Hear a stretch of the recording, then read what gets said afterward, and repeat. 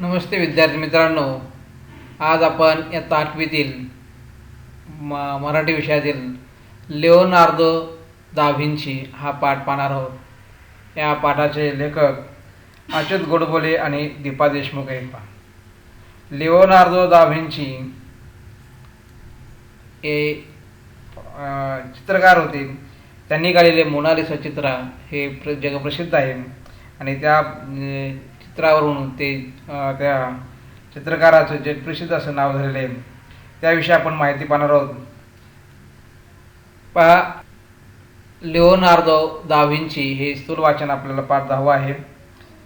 अच्युत गोडबोले आणि दीपा देशमुख। अच्युत गोडबोले प्रसिद्ध लेखक, माहिती तंत्रज्ञान व अर्थशास्त्राचे तज्ज्ञ आहेत। त्यांनी मराठी वृत्तपत्रे, नियतकालिकांमध्ये विपुल प्रमाणात स्तंभलेखन केले। त्यांची कॅनव्हास, किमयागार, ग्रेट भेट, झपुर्झा भाग 1, 2, 3, नादवेद, बोर्डरूम, मनकल्लोळ भाग 1 व 2, मुसाफिर, जग बदलणारे 12 जिनियस, ज्ञानोदय, मनात अशी अनेक पुस्तके प्रसिद्ध आहेत। तर दीपा देशमुख हे दुसऱ्या लेखिका आहेत, त्यांच्याविषयी पाहू। प्रस्तुत पाठाच्या सहलेखिका। त्यांनी अच्युत गोडबोले यांच्यासह अनेक पुस्तकाचे लेखन केले आहे, तसेच त्यांचे स्वतंत्र लेखनही प्रसिद्ध आहे। आता या पाठाविषयी पाहू। जागतिक कीर्तीचे चित्रकार लिओनार्दो दा व्हिंची यांचे बालपण, विविध विषयांमध्ये त्यांनी असणारे विलक्षण गती आणि चित्रकलेच्या परिपूर्ण आविष्कारासाठी त्यांनी केलेला अभ्यास याची माहिती या पाठातून मिळते। लिओनार्दो दा यांनी विविध विषयांच्या अभ्यासातून आणि संशोधनातून काढलेले टिपणे अभ्यासकांना आजही कसे उपयुक्त ठरत आहेत हे या पाठातून स्पष्ट होते। प्रस्तुत पाठ किशोर मे 2017च्या मासिकातून घेतला आहे। अशा प्रकारे लिओनार्दो दा व्हिंची यांची आपण माहिती पाहणार आहोत की त्यांनी आतापर्यंत अनेक पुस्तके लिहिली आहेत, अनेक विषयावर त्यांनी अभ्यास केलेला आहे। त्यांना कोणकोणत्या विषयाची आवड होती, त्यांनी जगप्रसिद्ध अशी चित्र काढलेत। त्यामध्ये मोनालिसा असेल, लास्ट स्पार असेल किंवा मॅडोना ऑन द रॉक्स असेल, अशा प्रकारची चित्र आहेत आणि त्या चित्राची आपण या पाठामध्ये माहिती पाहणार आहोत। पहा त्यांच्याविषयी माहिती। इटली नावाच्या देशातलं उंचच्या उंच पर्वताच्या उतारावरचं व्हिंची नावाचं एक छोटंसं गाव। एका बाजूला आर्नो नावाची खळखळ वाहणारी निळाशार पाण्याची नदी, तर दुसरीकडे मोठमोठे डोंगराएवढे खडकच खडक। अशा सुंदर निसर्गरम्य गावात 15 एप्रिल 1452 या दिवशी पिएरो आणि कॅटरीना यांच्या पोटी लिओनार्दो दा व्हिंची यांचा जन्म झाला। पहा, त्यांचं जे गाव आहे इटली देशातील, त्या गावाचंच नाव आहे, छोटंसं गाव आहे व्हिंची। त्या गावावरून त्यांना नाव पडलेलं आहे व्हिंची। 15 एप्रिल 1452 हा त्यांचा जन्मदिवस आणि मृत्यूदिवस हा 2 मे 1519 त्यांचा मृत्यू झाला। आता यांचं गाव अशा प्रकारचं आहे बघा, एकीकडे उंच जाऊन डोंगर आहेत आणि दुसरीकडे सुंदर अशी नदी, आर्नो नावाची नदी, निळसर पाणी वाहणारी, अशा सुंदर किंवा निसर्गमय ठिकाणी असलेले छोटंसं गाव आहे। त्यामध्ये त्यांचा जन्म झाला। त्यांच्या आईचं नाव कॅटरीना आणि वडिलांचं नाव पिएरो। लहानपणी लिओनार्दो डोंगरदऱ्यातून मनसोक्त भटकला। निसर्गात राहिल्यामुळे त्याला चित्रकला, संगीत, पक्षी, प्राणी, गणित, विज्ञान आणि एकूणच निसर्ग याबद्दल खूपच कुतूहल वाटायचं। याच वयात त्याला चित्र काढणं खूप आवडायला लागलं। त्याचे वडील कशाला चित्र काढतोस असं म्हणून त्याला कधीही रागवले नाही। लिओनार्दोला चित्र काढायला इतकं आवडू लागलं की तो तहानभूक विसरून जात असेल। आपली चित्र खरीखुरी वाटली पाहिजेत म्हणून लिओनार्दो नाना तऱ्हेचे प्रयोग करायचा। तो चक्क जंगलात फिरून पाली, सरडे, साप, वटवाघूळ असं काही गोळा करून आणायचा आणि घरी आल्यावर त्यांचं निरीक्षण करत बसायचा। पहा, त्यांच्या बालपणाविषयी सांगितलं की एकीकडे नदी, या सुंदर अशी नदी डोंगर दऱ्यातून ती मनसोक्त फिरले असल्यामुळे निसर्गाचा त्यांना फार जवळून अनुभव आलेला आहे आणि त्यांनी निसर्ग फार लहानपणापासून पाहिल्यामुळं निसर्गातील प्रत्येक घटना त्यांनी पाहिलेली आहे. त्या निसर्गातून ते चित्रकला, संगीत हे पाहिलेत. पक्ष्यांचा आवाज, प्राण्यांचा आवाज किंवा गणित, विज्ञान म्हणजे निसर्गातील होणाऱ्या घटना, एकूणच निसर्गाबद्दल त्यांना खूप कुतूहल होतं. लहानपणापासूनच त्यांना चित्र काढण्याची आवड निर्माण झाली होती आणि चित्र काढत असताना त्यांच्या वडिलांनी त्यांना कधी हटकलं नाही किंवा विरोध केला नाही किंवा ते रागवले नाहीत की असे चित्र काढू नकोस किंवा असे चित्र का काढतोस म्हणून. म्हणजे वडिलांनाही त्यांनी प्रोत्साहन दिल्यामुळं त्यांची चित्रकलेत आणखी भर गेली. विशेष म्हणजे ते चित्र काढायला बसले की तहानभूक विसरायचे, मन मनसोक्त आणि मनाप्रमाणे चित्र येईपर्यंत चित्र काढत राहायचे आणि निसर्गातील प्रत्येक हालचालीचं ते बारकाईने निरीक्षण करायचे. त्यांना वाटायचं की आपलं चित्र हे सजीव असावं, प्रत्येक गोष्ट आपल्या चित्रातून ही सजीव दिसली पाहिजे आणि म्हणून ते प्रयत्न करायचे. त्यासाठी ते जंगलात फिरायचे आणि काही प्राणी त्यांनी सांगितलं, पाली, सरडे, साप, वटवाघूळ आणायचे, त्यांचं निरीक्षण करायचे. म्हणजे प्राण्याचं चित्र काढत असताना ते कशा प्रकारे हालचाल करतात, त्यांचे पंख कसे हालतात, त्या कशा प्रकारे आवाज काढतात, हे सर्व ते निरीक्षण करायचे आणि त्यावरून ते चित्र काढायचे. अशा प्रकारे निसर्गाच्या सानिध्यात निसर्गाचे सजीव असे चित्र काढण्याचा त्यांचा प्रयत्न असायचा. त्यांनी काढलेले या ठिकाणी मोनालिसा नावाचे चित्र पाहिले, आपण दाखवलेलं आहे, ते पुढे पाहणार आहोत. त्यांचा शेवटचे शब्द काय होते? मैंने भगवान और मानवता को नाराज किया है, मेरा काम उस गुणवत्ता तक नहीं पहुंच सका जहाँ तक पहुंचना चाहिए था. एवढा मोठा चित्रकार असूनही तो अगदी नम्रतेने सांगतो की मी भगवंताच्या ईश्वराच्या जी निर्मिती त्याच्यापर्यंत पोहोचू शकलो नाही. अशा प्रकारे त्यांचं शेवटचं वाक्य आहे. आता पुढं पहा की ते 10-12 बालपण झालं. 10-12 वर्षाचे असतानाच लिओनार्दो वडिलांबरोबर फ्लोरेन्स शहरात राहायला आला. वेळेत फ्लोरेन्स हे बुद्धिमंत चित्रकार, शिल्पकार, कारागीर, व्यापारी, श्रीमंत लोक आणि तत्त्वज्ञ यांचं शहर होतं. वयाच्या 14व्या वर्षापासून ते 27व्या वर्षापर्यंत लिओनार्दोनं व्हेरोशिया या त्या काळात विख्यात चित्रकाराकडे चित्रकलेचं शिक्षण घेतलं. चित्रकलेशिवाय लिओनार्दोनं अनेक गोष्टी आत्मसात केल्या होत्या. तसेच गंमत म्हणजे लिओनार्दो त्याच्या वहीत वर्गमुळाचं गुणाकार कसा करायचे हे लोकांकडे जाऊन शिकून घेईन असं स्वतःला सूचना दिल्यासारखं काय काय लिहून ठेवत असे. त्याला गणित आणि तंत्रज्ञान याविषयी खूप आवडत. विश्व कसं निर्माण होतं, प्रलय का आणि कसा होतो या प्रश्नांची उत्तरे शोधण्यासाठी त्यानं खगोलशास्त्राचाही अभ्यास केला होता. अशा प्रकारे या लिओनार्दो लहानपणी खेडेगावात राहिला. नंतर वयाच्या 10व्या-12व्या वर्षी तो वडिलांबरोबर जवळ असणाऱ्या एका मोठ्या शहरात, फ्लोरेन्स नावाचं एक शहर आहे, त्या शहरामध्ये आला.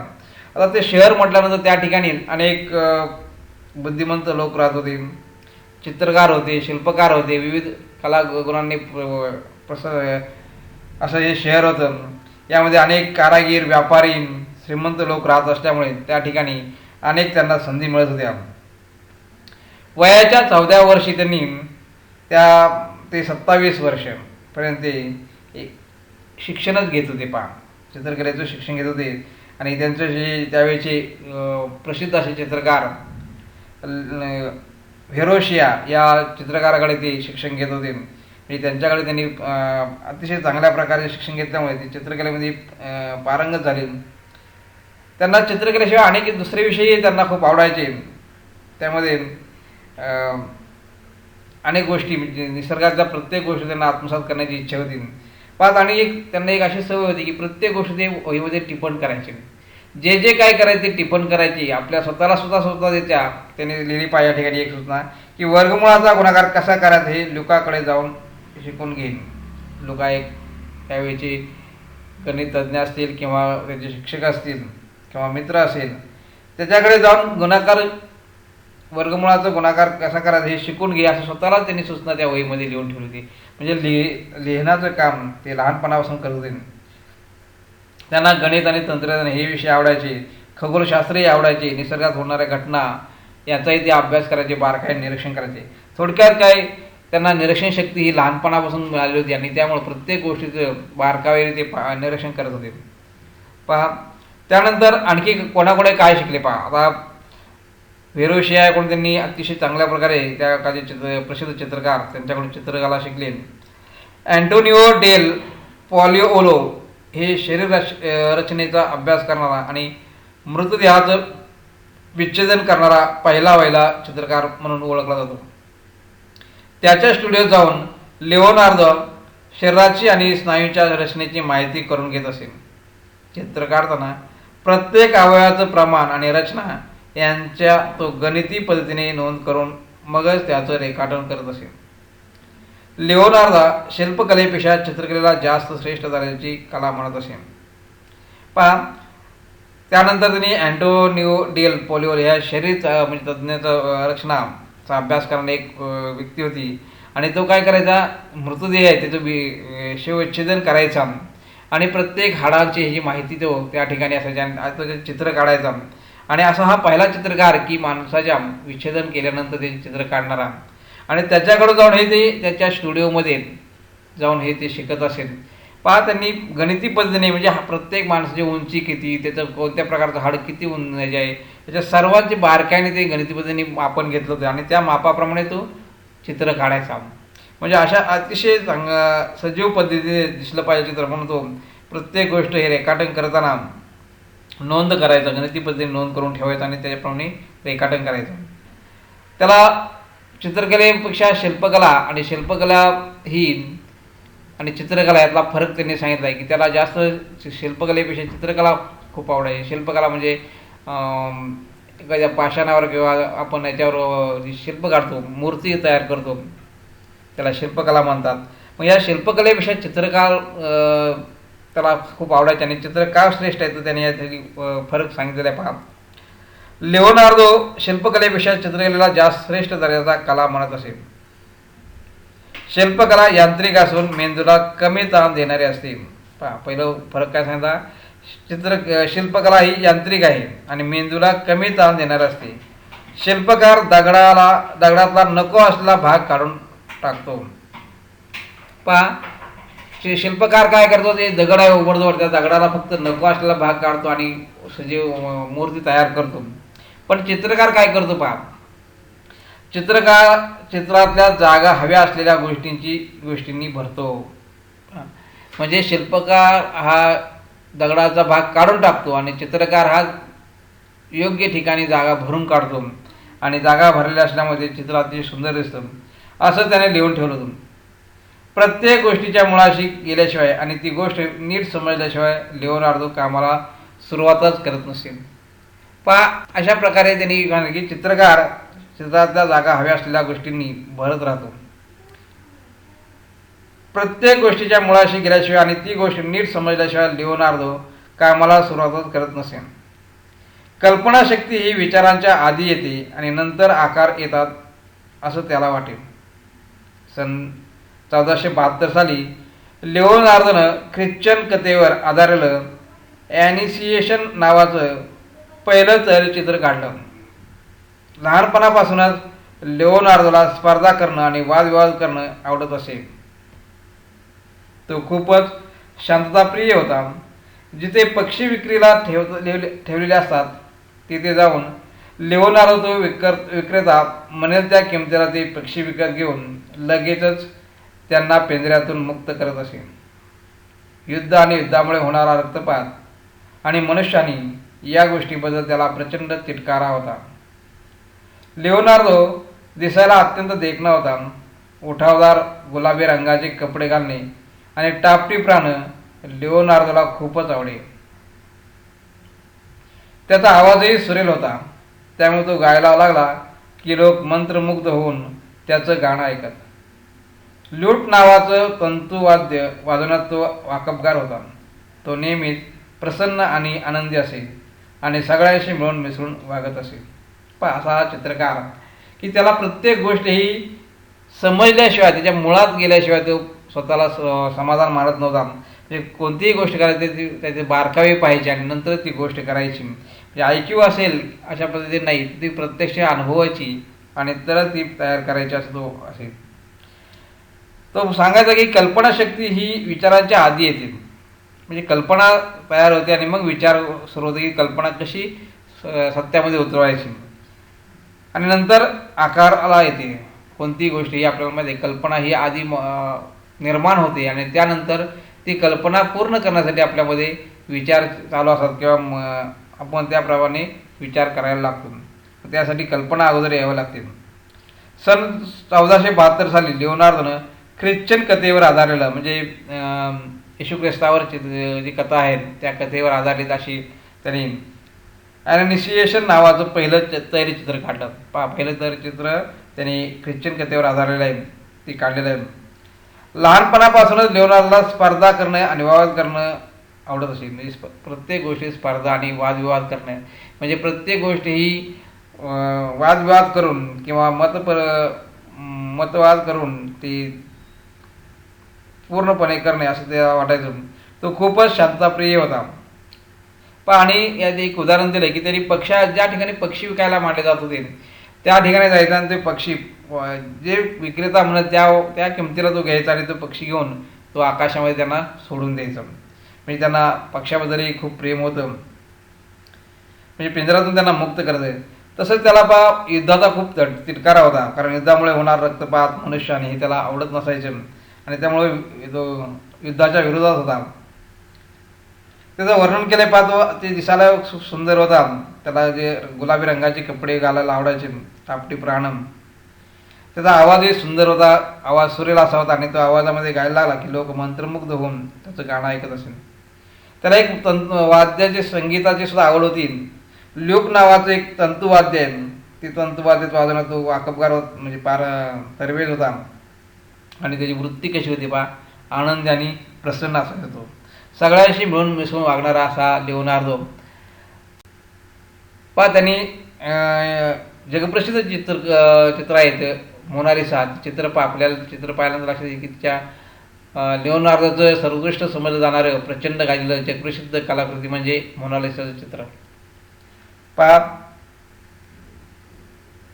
1503 ते 1505 अशा 3 वर्षे लिओनार्दो या चित्रावर काम करत होता.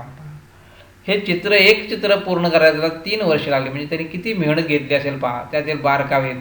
कारण असं म्हणतात की चित्र अजूनही त्या चित्रावर अभ्यास केला जातो. मोनालिसा चित्रावर म्हणजे जो 1400 ते आज 2020 म्हणजे जवळजवळ 500-600 वर्षापूर्वी काढलेलं चित्र आजही लोक त्याच्यावर अभ्यास करतात. आणि अशा प्रकारे ती चित्राची विविध स्पष्टीकरण दिलं, ते विविध त्याच्यामध्ये भाव दिसतात. डोळ्यातील भाव वेगळे आहेत, त्याची पाहण्याची असं म्हणतात की कशा पद्धतीने पाहिलं तर चित्र एकसारखं दिसत असतं. मोनालिसाच्या चेहऱ्यावरचं स्मित आजही भल्याभल्यांना कोड्यात टाकतं. ते चित्र तुम्ही पहा की त्याचं जे स्मित हास्य आहे, हे स्मित हास्य आजही लोकांना कोड्यात टाकतं की अशा इतकं सुंदर चित्र काढणारा जिवंत चित्र आपण पाहतो. फ्रान्सिस्को दी बार्टोलिपिया डेल गिओकोंडा नावाच्या एका व्यापाऱ्याच्या मोनालिसा उर्फ मॅडोना लिसा नावाच्या 24 वर्षाच्या बायकोचं हे चित्र होतं. म्हणजे त्या स्त्रीला तो समोर बसवून ती चित्र काढायची. एका व्यापाऱ्याची पत्नी होती, तिचं नाव होतं मोनालिसा उर्फ मॅडोनो लिसा, आणि ती समोर बसून तो चित्र काढायचा. त्या चित्राला 3 वर्ष लागली. आता समोर इतक्या वेळ बसणं म्हणजे त्या स्त्रीला सुद्धा अवघडल्यासारखं किंवा कंटाळा व्हायचा, बोर व्हायचं. म्हणून तो काय करायचा हे चित्र ला गिओकोंडा या नावाने ओळखलं जातं. ला गिओकोंडा या नावाने ओळखलं जातं. हे चित्र काढताना लिओनार्दोने मोनालिसाला मॉडेल म्हणून बसून राहण्याचा कंटाळा येऊ नये म्हणून तिचं मन रमवण्यासाठी गायक वादकही ठेवली होती. म्हणजे त्याला कंटाळा येऊ नये, बोर होऊ नये म्हणून म्हणजे गायकांचं आणि वाद्यकांचंही त्यांनी ते सोय केली होती. म्हणजे कंटाळा आले ते गाणं म्हणायचे, वाजवायचे आणि हा आपलं त्याला समोर बसून चित्र काढायचं. म्हणजे किती जिवंत चित्र काढण्यासाठी किती मेहनत केली घेतली होती. हे चित्र काढताना लिओनार्दोनं मोनालिसाला मॉडेल म्हणून बसून राहण्याचा कंटाळा येऊ नये म्हणून तिचं मन रमवण्यासाठी गायक वादकही ठेवले होते असं म्हणतात. आजही इतक्या वर्षानंतर मोनालिसाच्या डोळ्यातील ओलसर चमक आणि तेज अचंबित करणारे आहे. मोनालिसा हे चित्र आज पॅरिसच्या ल्युव्र संग्रहालयात आहे. पहा, आजही आपण ते चित्र पाहताना की ते ओरिजिनल चित्र आहे ते पॅरिसच्या ल्युव्र नावाचं जे संग्रहालय आहे त्या संग्रहालयामध्ये आहे. आणि आजही त्याच्यावर अभ्यास केला जातो त्या चित्रावर. आता पहा, तसं हे चित्र पाहिलं तर एका स्त्रीचं असून त्याच्यामध्ये विविध भाव दाखवलेले आहेत. असे त्यांनी अनेक चित्र काढलेले आहेत, पण त्यातले जगप्रसिद्ध अशी जी काही चित्र आहेत त्याची आपण पाहणार आहोत. पहा, लिओनार्दो व्हिंची कोण नव्हता म्हणजे त्याला सर्व काही येत होतं. पहा, तो एकाच वेळी चित्रकार होता, शिल्पकार होता, वास्तुशास्त्रज्ञ होता, शरीरशास्त्रज्ञ होता, गणिती होता, वैज्ञानिक होता, संशोधक होता, लष्करी अभियंता, साहित्यिक, संगीतकार, नेपथ्यकार, लेखक, तंत्रज्ञ आणि तत्वज्ञान या सगळ्या भूमिका निभावणारा कलावंत होता. पहा त्याच्याविषयी म्हणजे इतक्या कला त्याच्या अंगामध्ये होत्या. सर्व गुण संपन्न आपण म्हणतो त्याप्रमाणे चित्रकार होता, शिल्पकार होता, वास्तुशास्त्रज्ञ होता, शरीरशास्त्रज्ञ होता. म्हणजे मानवाच्या शरीराची त्याला जाणीव होती, शरीरातल्या प्रत्येक अवयवाची माहिती होती, वास्तुशास्त्रावर तो माहिती होता. म्हणजे प्रत्येक गोष्ट त्याला माहिती होती. तो त्याचा अभ्यास करत होता, संशोधक होता, वैज्ञानिक होता, खगोलशास्त्रज्ञ होता, लेखक होता त्याने आणि चित्रकार तर होताच होता. अशा प्रकारचा हा सर्वगुण संपन्न असणारा चित्रकार. पहा, या ठिकाणी एक चित्र दाखवलेलं आहे. लिओनार्दोने काढलेल्या मॅडोना ऑन द रॉक्स हे त्याचे प्रसिद्ध चित्र होतं. लास्ट सपर, आता हे जे एक चित्र दाखवलं आहे येशू ख्रिस्ताचं, हे लास्ट सपर शेवटचं जेवण जे येशू ख्रिस्ताने केलं त्याचं चित्र त्यांनी चित्र काढलेलं आहे. पहा, अशी अतिशय जगप्रसिद्ध असं हे चित्र आहे लास्ट सपर. आणि मोनालिसा यासारख्या मोजक्या चित्रांनं त्याचं नाव जगात अजरामर झालं. म्हणजे आजही तो त्या चित्रामुळे तो जिवंत आहे असं म्हटलं जातं. लिओनार्दोनं अनेक यंत्रेही तयार केली. पण असं म्हणतात की आज जे आपण सायकल पाहतो, या सायकलचा जन्म होण्यापूर्वी म्हणजे साधारणपणे 300 सायकल निर्माण होण्यापूर्वी 300 वर्षापूर्वी त्याने सायकलचं मॉडेल बनवून ठेवलं होतं, त्याचं चित्र काढून ठेवलं होतं. म्हणजे त्यावेळेला त्याने चित्र काढले होते, हेलिकॉप्टर, विमान याची चित्र त्या काळी त्यांनी तयार करून ठेवली होती. त्याच्या विमानाची माहिती त्याने लिहून ठेवली होती आणि त्याच्यानंतर राईट बंधूंनी विमानाचा शोध लावला. म्हणजे आजही त्याच्या पुस्तकांचा त्याच्या ते लिखाण करून ठेवले त्यांनी वह्या, त्या वह्यांचा अभ्यास लोक करतात आणि विविध शोध त्याच्या मार्फत लावतात. म्हणजे अशा प्रकारे हा सर्वगुण संपन्न असणारा हा शास्त्रज्ञ आहे, लेखक आहे, तंत्रज्ञ आहे, चित्रकार आहे, नाटककार आहे, कलाकार आहे. अशा सर्व भूमिका त्याने बजावलेल्या आहेत.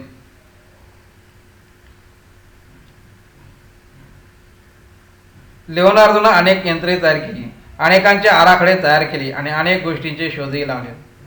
आज आपण जे हेलिकॉप्टर बघतो तशाच हेलिकॉप्टरची लिओनार्दोच्या नोंदवह्यात अनेक रेखाटनं आणि गणित बघायला मिळतात.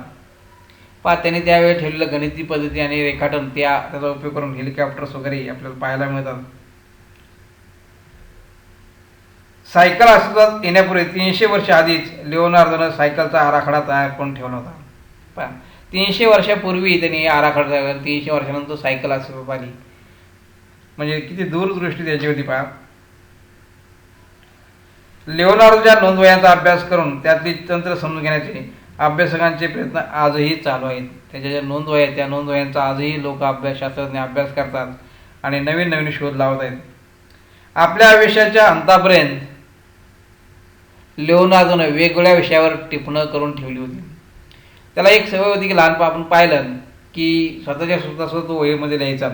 त्याला वहीत लिहिण्याची सवय लागली होती, प्रत्येक गोष्ट तो वहीत लिहून काढायचा आणि त्या वह्या आजही उपयोगी येतात. पहा,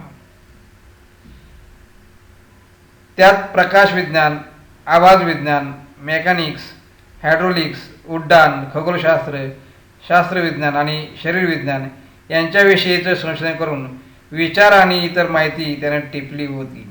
पहा, त्या वह्यामध्ये काय काय लिहिले, सर्व विषयाची त्यांनी टिपणं त्या ठिकाणी केली. 3500 पानं होतील अशा त्याच्या 19 वया आजही उपलब्ध आहेत. याच्या जो 3,500 पानांचं ते लिखाण त्यांनी केलेलं आहे आणि त्याच्या प्रत्येक लिखाणावर आज संशोधन चालू आहे. 2 मे 1519 या दिवशी वयाच्या 67व्या वर्षी कला आणि विज्ञान या दोन्ही शाखेत संचार करणाऱ्या लिओनार्दोनं या जगाचा कायमचा निरोप घेतला. आपली चित्र, शिल्प, आपण बांधलेल्या इमारती, पूल, तसंच आपलं संशोधन हे सारं जगासाठी तो आपला मागे ठेवून गेला.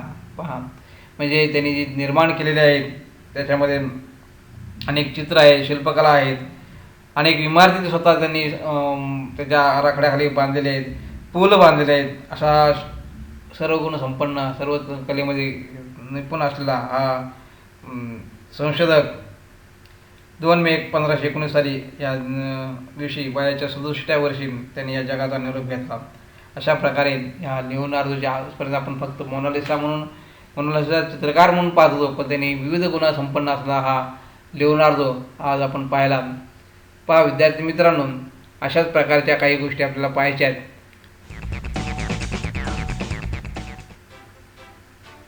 हमारे आसपास कई ऐसी चीजें मौजूद हैं जिनसे जुड़े कई रहस्य हैं जो आज भी अनसुलझे हैं. मंदिर, दरगाह, गुरुद्वारा, ऐसी कई जगह हैं और इनसे जुड़ी कई बातें हैं जो आज भी रहस्यमयी हैं. इसी सिलसिले में हम आपको आज बताने जा रहे हैं मोनालिसा की तस्वीर से जुड़े रहस्य के बारे में जो आप नहीं जानते होंगे. आपको बता दें कि दुनिया की सबसे प्रसिद्ध पेंटिंग मोनालिसा को लियोनार्दो डा विंची ने ही बनाया था, जो आज भी फ्रांस के एक म्यूजियम में मौजूद है. कहा जाता है कि इस पेंटिंग की कीमत लगभग 5,253 करोड़ रुपए है. चलिए अब आपको बताते हैं इस पेंटिंग के पीछे क्या रहस्य है. खबरों की माने तो डा विंची ने इस पेंटिंग को साल 1503 में बनाना शुरू किया था. जब वो 51 साल के थे तब उनका देहांत हो गया था. बता दें उनका जब निधन हुआ था तब ये पेंटिंग अधूरी थी. बात करें इस पेंटिंग के नाम की तो अंग्रेजी में इस पेंटिंग का नाम मोनालिसा लिखा जाता है, मगर इसका सही नाम मोनालिसा है. इटली में इस शब्द का मतलब होता है माई लेडी. आपको बता दें साल 1757 में मोनालिसा की पेंटिंग कोक फ्रांस के म्यूजियम में पाई गई, लेकिन आज तक कोई ये नहीं जान पाया है कि ये पेंटिंग म्यूजियम में पहुंची कैसे. कहा जाता है साल 1951 में एक आदमी ने मोनालिसा की पेंटिंग पर पत्थर फेंका था, जिसकी वजह से मोनालिसा के बाएं हाथ की कोहनी के सामने एक स्क्रैच आ गया. इस घटना के बाद पेंटिंग की सुरक्षा को ध्यान में रखते हुए फ्रांस सरकार ने म्यूजियम में एक विशेष कक्ष का निर्माण कराया. कहा जाता है साल 1911 में ये पेंटिंग म्यूजियम से चोरी हो गई, लेकिन हैरानी की बात यह है कि ये पेंटिंग 10 साल बाद फिर से उसी जगह आ गई थी. नेक्स्ट 9 न्यूज रूम से गायत्री गुप्ता की रिपोर्ट.